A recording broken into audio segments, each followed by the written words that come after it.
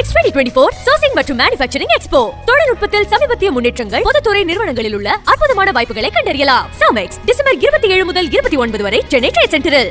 இந்திய பொதுத்துறை வங்கிகளின் வாரா கடன் அதிகரித்ததற்கு முந்தைய காங்கிரஸ் தலைமையிலான UPA அரசாங்கத்தின் ஊழல்தான் காரணம் என்று முன்னாள் RBI ஆளுநர் ரகுராம் ராஜன் தெரிவித்துள்ளார்.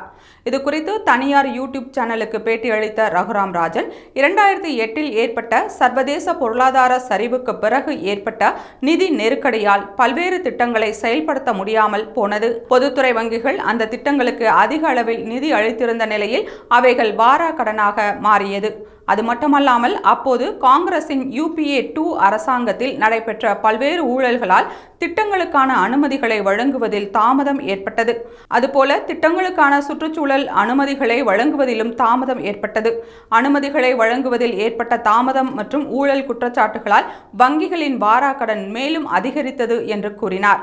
மேலும் இதை சரிசெய்ய அசெட் குவாலிட்டி ரிவ்யூ நடைமுறையை அமல்படுத்த வேண்டும் என்று பின்னர் அமைந்த பாஜக அரசின் நிதியமைச்சர் அருண் ஜெட்லியிடம் தான் தெரிவித்ததாகவும், அருண் ஜெட்லி கொடுத்த ஒத்துழைப்பால் பொதுத்துறை வங்கிகளின் வாரா கடன் பிரச்சனையை தீர்க்க முடிந்தது என்றும் ரகுராம் ராஜன் கூறினார்.